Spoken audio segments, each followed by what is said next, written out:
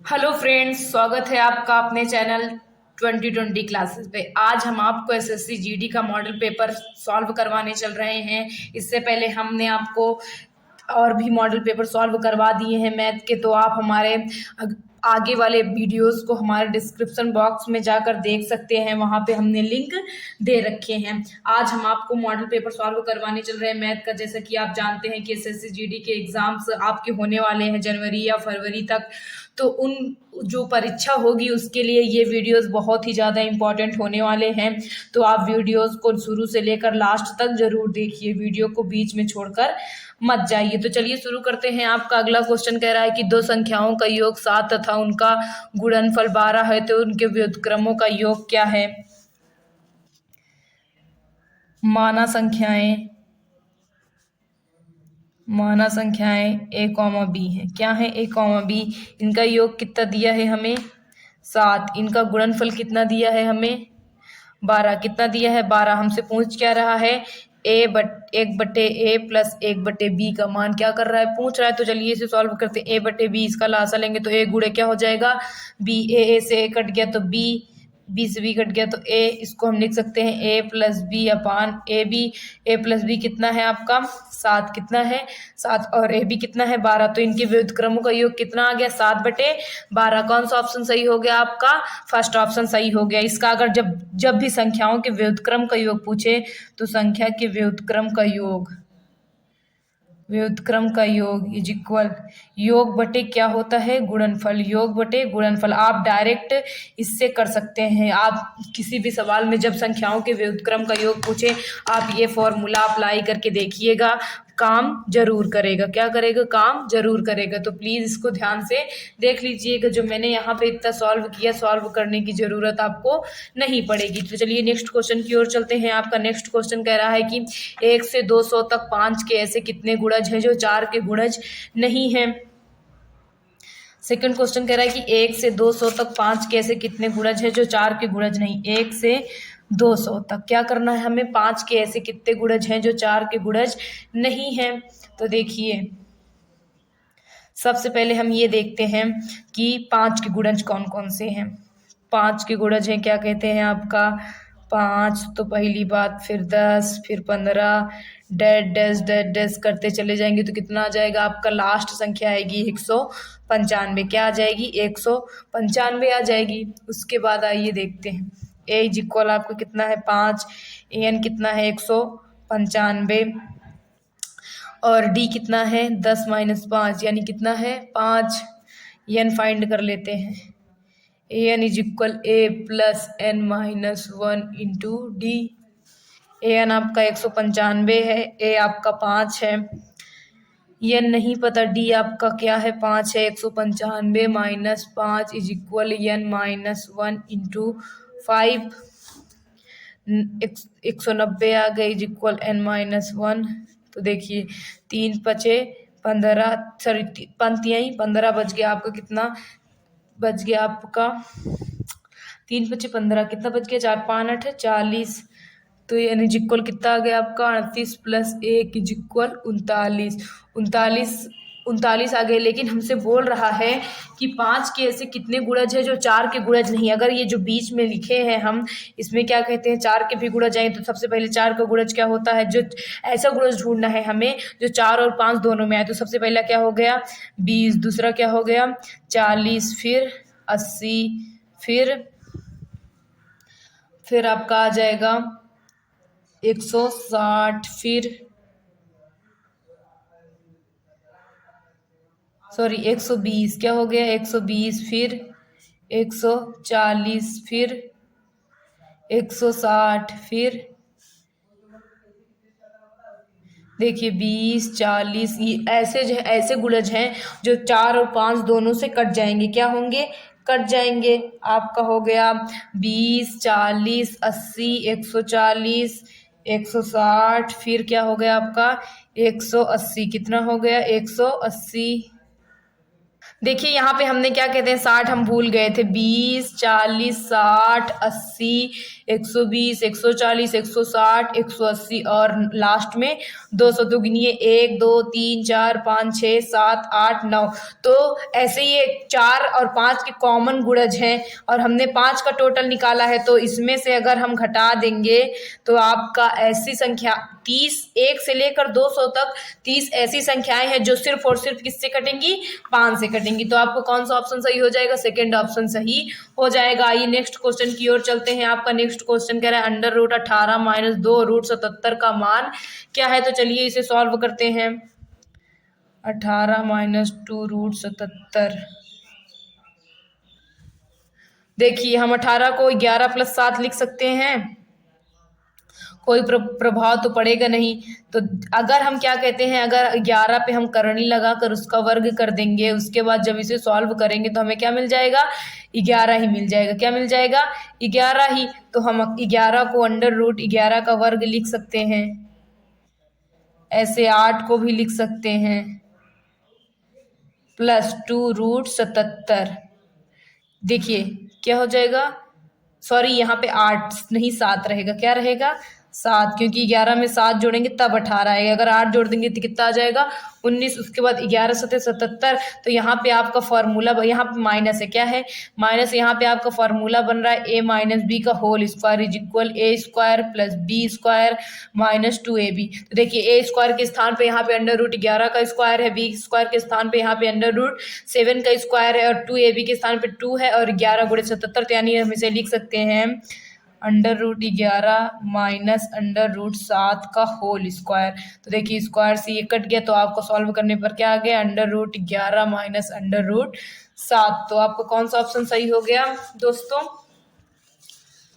Third option आपका सही हो गया। आइए नेक्स्ट क्वेश्चन की ओर चलते हैं। आपका नेक्स्ट क्वेश्चन कह रहा है कि निम्नलिखित में कौन सी संख्या 9 से विभाज्य। देखिए 9 से विभाज्यता का नियम होता है कि जो संख्या दी रहती है उसके अंकों का योग अगर 9 से विभाज्य है तो वो संख्या भी 9 से क्या हो जाएगी, विभाज्य हो जाएगी। तो चलिए जोड़ते हैं। देखिए 3 2 5 5 4 9 9 9 5 14, कितना हो गया, 14 14 6 21 21 1 22। ये 22 तो 9 से कटेगा नहीं, तो यानी ये संख्या 9 से विभाज्य नहीं है। आगे चलते हैं, आपका अगला क्वेश्चन आगे देखते हैं।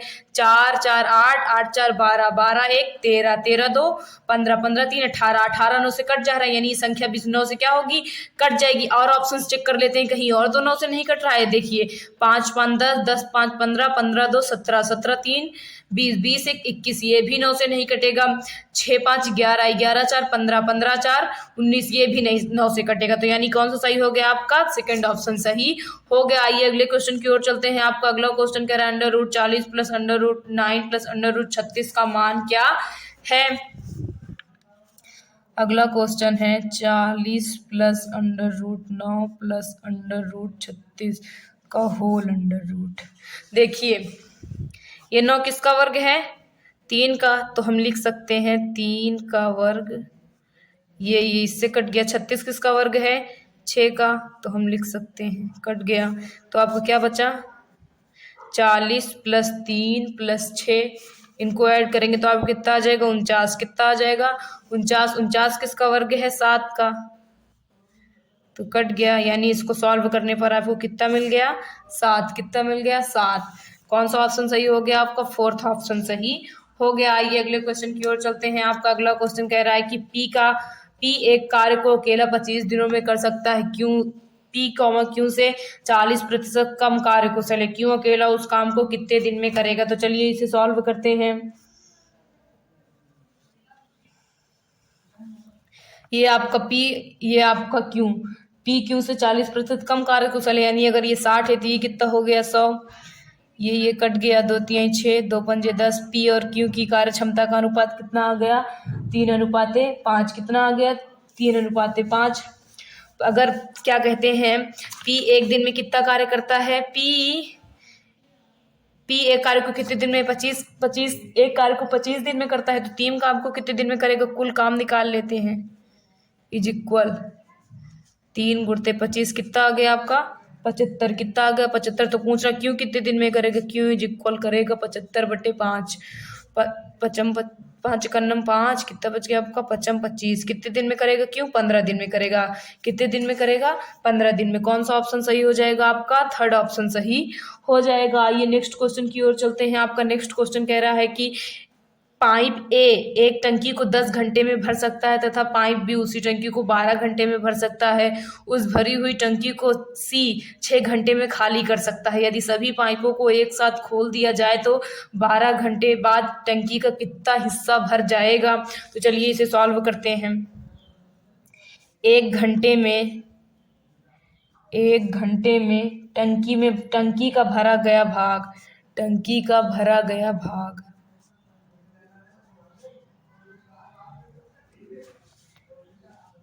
नल ए उसे 10 घंटे में भरता है और नल बी कितने घंटे में, 12 घंटे में। लेकिन उसी 1 घंटे में सी 6 घंटे में उसे खाली कर देता है। इसको सॉल्व करते हैं। लासा आपका आ जाएगा 60, क्या आ जाएगा 60, 10 60, 12 पंजे 60, ये आ गया 10। कितना आ गया 10, जोड़ेंगे जब इसे सॉल्व करेंगे 6 5 11 माइनस 10/60 इज इक्वल आपका आ गया 1/60। यानी 1 घंटे में कितना भर रही है टंकी, 1/60 भाग भर।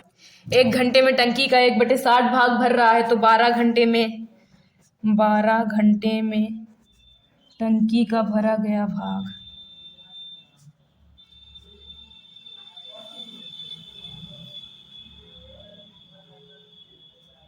भाग जब 1 घंटे में 1/60 तो 12 घंटे में इन दोनों का गुणा उसका भाग, तो 12 गुणे 1/60 यानी 12 पंजे 60। कितना भरेगा, 1/5 भाग भरेगा। कितना भरेगा टंकी का, 1/5 भाग भरेगा। कौन सा ऑप्शन सही हो जाएगा आपका, सेकंड ऑप्शन सही हो जाएगा। आइए नेक्स्ट क्वेश्चन की ओर चलते हैं। आपका नेक्स्ट क्वेश्चन कह रहा है कि एक समलंब की 2 समांतर भुजाओं की लंबाई 10 सेंटीमीटर तथा 13 सेंटीमीटर है। यदि समलंब का क्षेत्रफल 460 सेंटीमीटर स्क्वायर है तो इसकी ऊंचाई का मान सेंटीमीटर में क्या है। तो देखिए हम जानते हैं कि समलंब के क्षेत्रफल का फॉर्मूला होता है, समलंब का क्षेत्रफल इज इक्वल 1/2 गुणे ऊंचाई गुणे समांतर भुजाओं का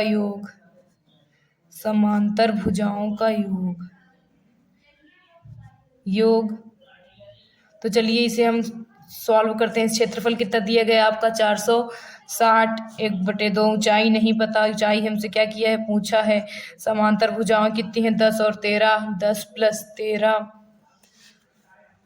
460 इज इक्वल 1/2 गुणे ऊंचाई गुणे 23, 23 दूना कितना होता है 46, कितना होता है 46। तो आपका ऊंचाई बटे 2 बराबर 20। तो ऊंचाई आपकी कितनी आ जाएगी बच्चों, 40। कितना आ जाएगा 40 सेंटीमीटर। आपका कौन सा ऑप्शन सही हो जाएगा, सेकंड ऑप्शन सही हो जाएगा। तो चलिए नेक्स्ट क्वेश्चन की ओर चलते हैं। आपका नेक्स्ट क्वेश्चन कह रहा है कि एक थोक विक्रेता क्रय मूल्य से 60% अधिक अंकित मूल्य वाले कलमों पर 10% की छूट देता है। सुमित ने 504 रुपए में कलम खरीदी। उन कलमों का क्रय मूल्य क्या है। तो माना 100 कलमों का क्रय मूल्य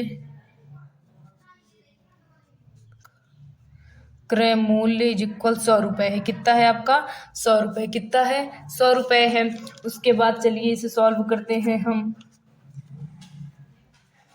तो आपका अंकित मूल्य कितना हो जाएगा 160, कितना हो जाएगा 160। विक्रय मूल्य निकालेंगे 160 पे ही कितने का 90% कट गया, तो विक्रय मूल्य आपको कितना आ गया 144। तो देखिए जब 100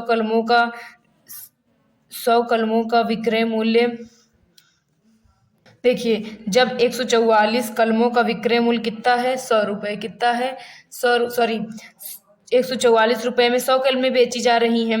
तो 504 रुपये में कितनी कलमें बेची जाएंगी, इन दोनों का गुणा उसका भाग। जब आप इसे सॉल्व करेंगे तो आपका आ जाएगा 350। कितना आ जाएगा 350, चाहे मैं आपको काट के दिखा दे रही हूँ। तो देखिए 214, 2 दूनी 4, 214, 2 दूनी कितना हो गया आपका 4, 2 पंजे 10, कितना आ गया 2 पंजे 10। तो देखिए इसको हम कितनी बार में काटते हैं, 2 तिहाई 6, 2 छंग 12, 2 दूनी 4, 2 पंजे 10, 2 दूनी 4। उसके बाद हम कितनी बार में ले जाते हैं इसे 36 सत्ते 252, तो कितना आ गया आपका 350 आ गया। उम्मीद करती हूँ आपको ये क्वेश्चन समझ में आया होगा। चलिए नेक्स्ट क्वेश्चन की ओर चलते हैं। आपका नेक्स्ट क्वेश्चन कह रहा है एक वस्तु का अंकित मूल्य 1000, एक वस्तु का अंकित मूल्य 1050 रुपये है। दुकानदार 30% की छूट देता है तथा फिर भी 40% का लाभ कमाता है। वस्तु का क्रय मूल्य क्या है? तो चलिए इसे सॉल्व करते हैं। माना वस्तु का क्रय मूल्य 100 रुपये है। कितना है? माना क्रय मूल्य इक्वल x रुपये है। कितना है? x रुपये है। तो क्या कहते हैं, यक्स का 140 यानी क्रय मूल्य का 140% क्या है? अंकित मूल्य। कितने की छूट दी जा रही है उसे? 70 की। कितने की छूट दी जा रही है? 10,050 से कितने की छूट दी जा रही है? 70% की। चलिए इसे सॉल्व कर लीजिए। x गुणे 140/100 बराबर 1050 गुणे 70/100। तो देखिए 100 से 100 आपका क्या हो गया? कट गया। फिर यक्स गुणे 140 इज इक्वल 1050 गुणे 70, 1 0 से 1 0 7 दूनी 14। कितना आ गया? 7 दूनी 14। फिर 2 से काटते हैं। X 2x is equal 1050। तो यक्स इज इक्वल कितना आ जाए आपका? 1050/2। 2 पंजे 10, 2 दूनी 4, 2 पंजे 10। तो आपका क्रय मूल्य कितना आ गया? 525 रुपये। कितना आ गया? 525 रुपये आ गया। आइए नेक्स्ट क्वेश्चन की ओर चलते हैं। आपका नेक्स्ट क्वेश्चन कह रहा है कि 2/3 का पी तथा 6/7 का क्यों हो तो पी अनुपाते क्यों क्या होगा? हमें बोल रहा है 2/3 का पी बराबर 6/7 का क्यों का मतलब क्या होता है? गुणा। तो 2/3 गुणे पी इज इक्वल 6/7 गुणे क्यों। तो हमसे पी बटे क्यों का मान पूछ रहा है। तो पी इधर है, क्यों को इधर लाएंगे, उसके बाद इसको उधर भेजेंगे। ये गुणे में उधर जाएगा, किस में हो जाएगा? भाग। किस में हो जाएगा? भाग में। तो देखिए पी बटे क्यों इज इक्वल, जब गुणे में चेंज करेंगे तो संख्या क्या होगी? पलट जाएगी। तो देखिए 2 तिहाई 6, 3 त्रिक 9। तो पी बटे क्यों का मान कितना आ गया? पी बटे क्यू का मान आपका आ गया 9:7। कितना आ गया? 9:7। तो कौन सा ऑप्शन सही हो गया आपका फ्रेंड्स? फर्स्ट ऑप्शन सही हो गया। अगले क्वेश्चन की ओर चलते हैं। आपका अगला क्वेश्चन कह रहा है कि यदि x बटे वाई इज इक्वल 3/5 हो तो 5x प्लस वाई तथा 5x माइनस वाई का अनुपात क्या है? देखिए हमें बोल रहा है कि x बटे वाई इज इक्वल कितना है? 3/5। तो 5x plus 2y अनुपाते 5x minus Y का मान बताइए। देखिए जहाँ x है वहाँ आप 3 रखिए और जहाँ y है वहाँ क्या रखिए?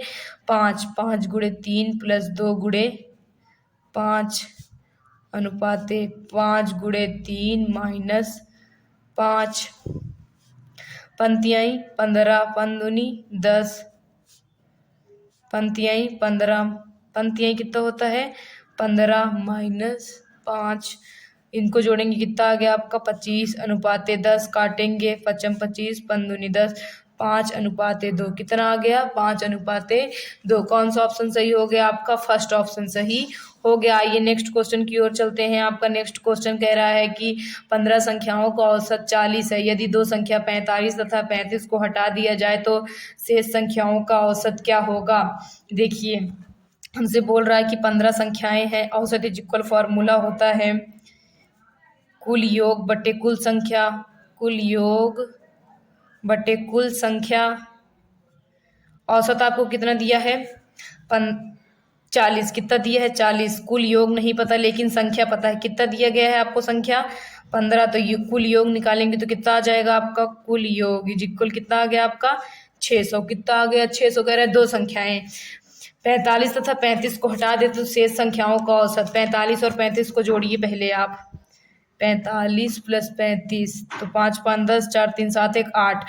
600 में से 80 घटाइए आप। नया योग निकाल लीजिए इज इक्वल 600 माइनस 80 आप घटाएंगे तो कितना आ जाएगा? 520। कितना आ जाएगा? 520। तो कह रहा है कि फिर शेष संख्याओं का औसत। 15 संख्याएं थी, कितनी संख्याएं हटा दी गई? 2 संख्याएं नहीं, कितनी बची? 13 संख्याएं बची। तो औसत इज इक्वल योग बटे कुल संख्या होता है। योग आपका 520 है और संख्याएं कितनी है? 13। 13 चुके 52। तो नया औसत कितना आ गया आपका? 40। कितना आ गया? 40 आ गया, यानी कौन सा ऑप्शन सही हो गया आपका, सेकंड ऑप्शन सही हो गया। आइए नेक्स्ट क्वेश्चन की ओर चलते हैं। आपका नेक्स्ट क्वेश्चन कह रहा है कि 14 कुर्सियों को 1200 रुपए प्रति कुर्सी की दर से खरीद कर 1500 रुपए प्रति कुर्सी की दर से बेच दिया गया तो लाभ, तो क्रय मूल्य आपका कितना है यहाँ पे 1200 रुपए और विक्रय मूल्य कितना है आपका 1500 रुपए। तो लाभ निकाल लीजिए, लाभ इज इक्वल होता है विक्रय मूल्य माइनस क्रय मूल्य, 1500 माइनस 1200 कितना आ गया आपका 300। फिर हमसे क्या पूछा है लाभ प्रतिशत, तो लाभ प्रतिशत का फॉर्मूला होता है लाभ बटे क्रय मूल्य गुणे 100। तो लाभ प्रतिशत इज इक्वल, लाभ आपका 300 है, क्रय मूल्य आपका 1200 रुपये है, गुणे 100, 0 से 0 कट गया, 3 एकम 3, 3 चौके 12, 4 दूनी 8, 4 पंजे 20। तो लाभ परसेंटेज आपका कितना आ गया 25%। कितने परसेंटेज का लाभ हुआ 25% का लाभ हुआ। फोर्थ ऑप्शन आपका सही हो गया। आइए नेक्स्ट क्वेश्चन की ओर चलते हैं। आपका नेक्स्ट क्वेश्चन कह रहा है कि यदि एक वस्तु के क्रय मूल्य तथा विक्रय मूल्य का अनुपात 4:5 हो तो लाभ प्रतिशत क्या होगा। देखिए क्रय मूल्य अनुपाते विक्रय मूल्य कितना दिया है आपको 4:5। जब भी मैंने आपको बताया कि जब भी अनुपात में दिया हो तो वहां पे हम क्या मान लेंगे x मान लेंगे। तो क्रय मूल्य आपका कितना हो गया 4x और विक्रय मूल्य कितना हो गया आपका 5x। आप कोई वस्तु 4x रुपए में खरीद कर 5x रुपए में बेच रहे हैं, यानी आपको क्या हो रहा है लाभ हो रहा है। तो लाभ इक्वल होता है विक्रय मूल्य माइनस क्रय मूल्य। विक्रय मूल्य है आपका 5x, क्रय मूल्य है 4x। तो लाभ कितने का हो रहा है आपको x रुपए का लाभ हो रहा है। हमसे क्या पूछा है लाभ प्रतिशत, तो लाभ प्रतिशत इज इक्वल फॉर्मूला होता है लाभ बटे क्रय मूल्य गुणे 100। तो लाभ परसेंटेज इज इक्वल लाभ बटे क्रय मूल्य आपका 4x है इंटू 100, x से x कट गया, 4 दूनी 8, 4 पंजे 20। तो लाभ परसेंटेज इज इक्वल कितना आ गया 25%। जो मैं आपको फॉर्मूले बता रही हूँ आप फॉर्मूले को ध्यान में जरूर रखिएगा। फॉर्मूला अगर आप याद रखेंगे तो बड़ी बड़ी सवालें इससे सॉल्व हो जाती हैं। तो अब मैं फॉर्मूले को अंडरलाइन कर दे रही हूँ, आप फॉर्मूले ध्यान में रख लीजिएगा। चलिए अगले क्वेश्चन में चलते हैं। आपका अगला क्वेश्चन कह रहा है कि दो संख्याओं का योग बड़ी संख्या का 150 है। यदि छोटी संख्या 16 हो तो बड़ी संख्या का मान क्या होगा। तो चलिए इसे सॉल्व करते हैं। माना संख्या इज इक्वल यक्स, माना बड़ी संख्या इज इक्वल क्या हो गया यक्स, माना बड़ी संख्या इज इक्वल आपका यक्स। दो संख्याओं का योग बड़ी संख्या का 150 है, तो यक्स प्लस 16। दूसरी संख्या में 16 दिया गया, इसका इसी संख्या कितना है 150 है। चलिए इसे सॉल्व कर लीजिए। X plus 16 is equal x गुणे 150 बटे 100। ये परसेंटेज में था, कट गया, 3 × 5 पंक्तियाँ 15, पंदुनी 10। तो x plus 16 is equal 3x/2। 2 को उधर मल्टीप्लाई कर दीजिए, 2x प्लस 16 दूनी 32 इज इक्वल 3x। तो 3x minus 2x is equal कितना आ गया आपका 32। x इज इक्वल कितना आ गया 32। हमसे क्या पूछा है कि बड़ी संख्या का मान, तो बड़ी संख्या कितनी आ गई आपकी 32 आ गई। चलिए नेक्स्ट क्वेश्चन की ओर चलते हैं। आपका नेक्स्ट क्वेश्चन कह रहा है कि एक शहर में 20% लोग साक्षर हैं। एक शहर में 20% लोग साक्षर हैं। यदि साक्षर लोगों की संख्या 5000 हो तो कुल लोगों की संख्या क्या होगी। लोगों की कुल, देखिए 20% इज इक्वल किसके बराबर है 5000 लोगों के बराबर है। किसके बराबर है 5000 लोगों के। तो 100% कितने का बराबर है, इन दोनों का गुणा, उसका क्या कर देंगे भाग। एक एक नियम लगा रहे हैं हम आगे, जैसे आपको इन चैप्टर वाइज लेकर चल रहे हैं, आपको एक नियम भी जरूर पढ़ाएंगे। आप हमारे वीडियोस पर लास्ट तक बने रहिए और हमारे चैनल को सब्सक्राइब जरूर कर लीजिए। तो देखिए 1 0 से 1 0 कट गया, 2 पंजे 10। तो 5000 में 5 का गुणा करेंगे तो कितना आ जाएगा आपका 25,000। कितना आ जाएगा 25,000। तो उस शहर में लोगों की संख्या कितनी है कुल आपकी 25,000 है। कितनी है 25,000 है। आइए नेक्स्ट क्वेश्चन की ओर चलते हैं। आपका नेक्स्ट क्वेश्चन कह रहा है कि शांत जल में एक नाव की गति 50 किलोमीटर प्रति घंटा है। वह धारा की प्रतिकूल 500 किलोमीटर की दूरी 20 घंटे में तय करती है। धारा की गति किलोमीटर प्रति घंटा में क्या है। तो चलिए इसे सॉल्व करते हैं। धारा के प्रतिकूल नाव की गति निकाल लेते हैं। धारा के प्रतिकूल नाव की गति देखिए जानते हैं हम चाल बराबर क्या होता है, दूरी बटे समय। दूरी कितना दिया है आपको, दूरी आपको दिया है 500, कितना दिया है 500, और समय 20 घंटे, तो 500 बटे 20 कितना आ गया, धारा की प्रतिकूल गति 50 किलोमीटर प्रति घंटा।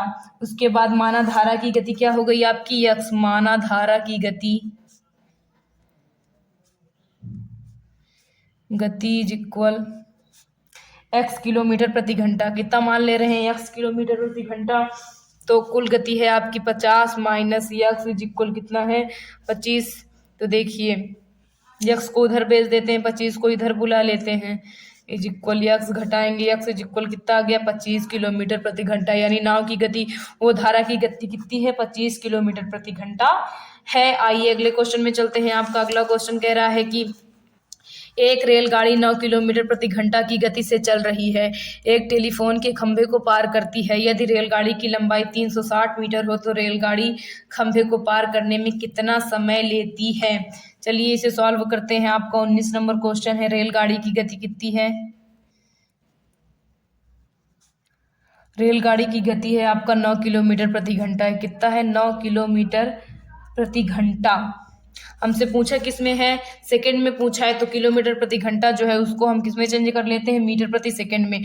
9 किलोमीटर प्रति घंटा है, मीटर प्रति सेकंड, किलोमीटर प्रति घंटा को मीटर प्रति सेकंड में चेंज करने के लिए 5/18 से क्या करते हैं हम गुणा। तो ये बात आप याद ध्यान रखिए कि जब हम किलोमीटर से मीटर प्रति सेकंड में जाते हैं तो 5/18 से क्या कर देते हैं गुणा। तो 9 दूनी 18 कितना आ गया रेलगाड़ी की गति 5/2 मीटर प्रति सेकंड। क्या आ गई, मीटर प्रति सेकंड आ गई। अब खंभे को पार करने में लगा समय, समय बराबर क्या होता है हम जानते हैं, दूरी बटे चाल। क्या होता है, दूरी बटे चाल। दूरी कितनी दी गई है आपको 360, क्या दिया गया है 360, और समय चाल कितनी है 5/2। चलिए इसे सॉल्व करते हैं। 360 जब गुणे में चेंज करेंगे संख्या क्या होगी, पलट जाएगी।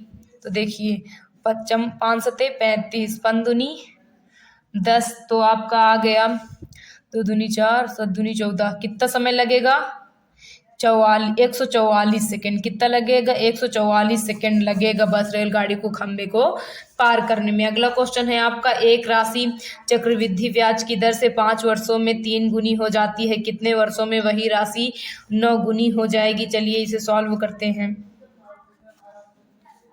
हम जानते हैं ए बराबर क्या होता है, पी ब्रैकेट में 1 + r/100 की पावर टी। कह रहा है कि क्या कहते हैं, चक्रवृद्धि ब्याज की दर से 5 वर्षों में 3 गुनी हो जाती है। ये यानी अगर हमारा 3p है तो ये कितना हो जाएगा, p दर नहीं पता लेकिन टाइम पता है। कितना दिया है हमें 5 वर्षों में। कितने वर्षों में 5 वर्षों में। देखिए p से p कट गया, 3 इज इक्वल कितना आ गया आपका 1 + r/100 की पावर 5। फिर पूछ रहा है कि कितने वर्षों में वही राशि 9 गुना हो जाएगी। अगर हम 3 का वर्ग कर दें तो चलिए दोनों पक्षों का वर्ग करने पर, दोनों पक्षों का वर्ग करने पर, वर्ग करने पर 3 का वर्ग बराबर 1/r/100 की पावर 5 का वर्ग। 3 का वर्ग कितना हो गया 9, 1 + r/100 की पावर कितना हो गया 10। तो पूछ रहा है वही राशि 9 गुना, तो 9 गुना हो गई कितने वर्षों में हो गई 10 वर्षों में। कितने वर्षों में हो गई 10 वर्षों में। तो समय आपका क्या आ गया, हमें समय पूछा था तो समय आपका कितना आ गया 10 वर्ष, और राशि कितनी गुनी हो गई है 9 गुनी, और समय कितना ले रही है 10 वर्ष। तो आज मैंने आपको एसएससी जीडी का एक और मॉडल पेपर सॉल्व करवा दिया गया है। हमारे चैनल पे आपको रीजनिंग के वीडियोस भी मिल रहे हैं, तो प्लीज़ आप हमारे चैनल को सब्सक्राइब जरूर कर लीजिए। अगर आपको हमारा वीडियो पसंद आ रहा हो तो प्लीज़ वीडियो को लाइक कीजिए, चैनल को सब्सक्राइब जरूर कीजिए। Thank you.